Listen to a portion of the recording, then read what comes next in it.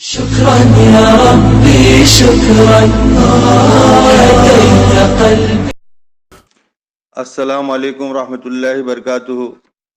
میں خلیل احمد ذاکر اس سے پہلے 2 ویڈیوز آپ کے سامنے ری ایکشن ٹی وی کے ذریعے سے آپ تک پہنچا چکا ہوں. آج پھر حالات کے پیش نظر اشارتاً آڈیو کو طول نہ دیتے ہوئے 1-2 بات کہنا چاہتا ہوں ہیرا گولڈ کے تعلق سے کہ بھائی کورٹ میں نوہرا شیخ آپا کی پراپرٹیز کو ای ڈی نے جو اٹیچ کیا ہے یہ نوہرا شیخ آپا کی ہی پراپرٹیز ہیں.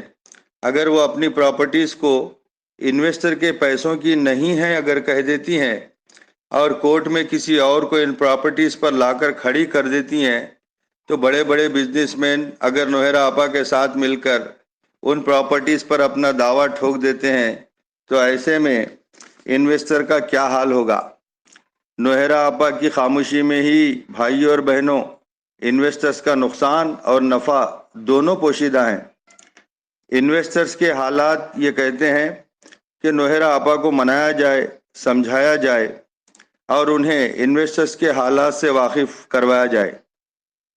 یہ منوانا سمجھانا طاقت کے بلبوتے پر ہرگز نہیں ہو سکتا. مطیع الرحمان بھائی نے عید کے موقع پر کہا کہ آپا نے ایک میسج فارورڈ کیا ہے، میں انویسٹرز کے پیسے نفع کے ساتھ لوٹا دوں گی. یہ انویسٹرز کے لیے بہت ہی خوشی کی بات ہے. اور پھر میں اس بات کو دہرانا چاہوں گا کہ آپا کے ساتھ معاہدہ نہ ہوا تو معاملہ سپریم کورٹ تک جائے گا. اب آپ ہی اندازہ لگا لو کہ کتنے برس لگ سکتے ہیں، کتنی مدت ہو سکتی ہے رقم ملنے کے لیے. تو ہیرا گولڈ کمپنی کے سارے انویسٹرز اس وقت حالت مغزوم میں نظر آتے ہیں. حالت مغزوم اس حالت کو کہتے ہیں جس میں انسان نہ کچھ کہہ سکتا ہے اور نہ سہ سکتا ہے، یعنی کہہ بھی نہیں سکتا اور سہ بھی نہیں سکتا. ایسی حالت انویسٹرز کی اب ہمیں دیکھنے میں آ رہی ہے. تو بھائیوں اور بہنوں یہ مسئلہ صرف آپسی تال میل کے ذریعے سے ہی ہو سکتا ہے، جس میں مطیع الرحمان صاحب، بابو صابر بھائی، منصور چاچا اور آپا کے وکلا کی ٹیم، پونے ایسوسی ایشن کے صدر سعود بھائی اور خاص طور پر فیروز بھائی اور حیدرآباد کی ٹیم ایک ٹیبل پر جب تک نہ بیٹھ جائے، اس معاہدے کے حل کرنے کا سہرا کوئی اپنے سر نہ لے تو بہت ہی اچھا ہوگا. اور یہی حالات کا تقاضا نظر آتا ہے. اس معاہدے میں سب شامل ہوں گے تو مسئلہ بہت جلد حل ہونے کا امکان ہے. یہ بات ہر انویسٹر کے لیے قابل قبول ہے. ہر انویسٹر اس کو ہنسی خوشی قبول کرنے کے لیے تیار ہے. حکومت ہیرا گولڈ کی کمپنی کو پونزی ثابت کر دیتی ہے تو انویسٹرز کو نفع ملنے کے بعد جو رقم باقی رہے گی وہی ہاتھ لگے گی، وہ بھی ایک عرصے بعد. یعنی اگر کوئی 10 لاکھ انویسٹ کرتا ہے اور اسے 7 لاکھ پروفٹ مل گیا تو پھر پونزی کے مطابق نوہرا آپا صرف 3 لاکھ روپے دے گی، وہ بھی انسٹالمنٹ بیسس پر. اگر نوہرا آپا کے مطابق بزنس چل رہا ہے اور چل رہا تھا تو وہ 3 لاکھ نہیں بلکہ آپ کی رقم زیادہ سے زیادہ، آپ کو رقم بہت زیادہ سے زیادہ بھی دے سکتی ہے.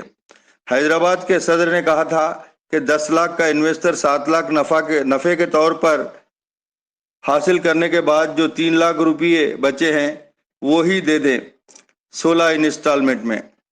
تو بعض لوگ غریب ہیں میرے بھائی، وہ نفع کو خرچہ کر چکے ہیں، تو کم روپیہ لگانے والوں میں کم از کم 5 لاکھ کے انویسٹرز کو پوری رقم ملنی چاہیے. ہاں اگر وہ پرانا تھا یا پرانا انویسٹر ہے، 5 لاکھ کا نفع 5 لاکھ لے چکا ہے، اسے چاہیے کہ آپا اپنی مرضی سے جو بھی دے وہ لے لیں. برائے مہربانی اب دیر نہ کریں. ایک وفد کے روپ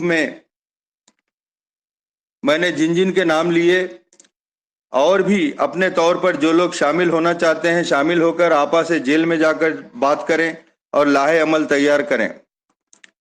پراپرٹیز اٹیچ ہوتی رہیں گی، یا ہوتی ہو اسے بازو رکھ دیں. جتنی دیر ہوگی اتنی ہی انویسٹرز میں بے چینی بڑھتی چلی جائے گی. اگر نوہیرا آپا چاہے تو دیر نہ لگے، اگر نہ چاہے تو بہت زیادہ مدت لگے گی اس مسئلے کو حل ہونے میں. برائے کرم میری اس بات پر غور کریں کہ جو ہونا تھا سو وہ ہو گیا، اب جو ہونا ہے اسے تو اپنے موافق بنائیے.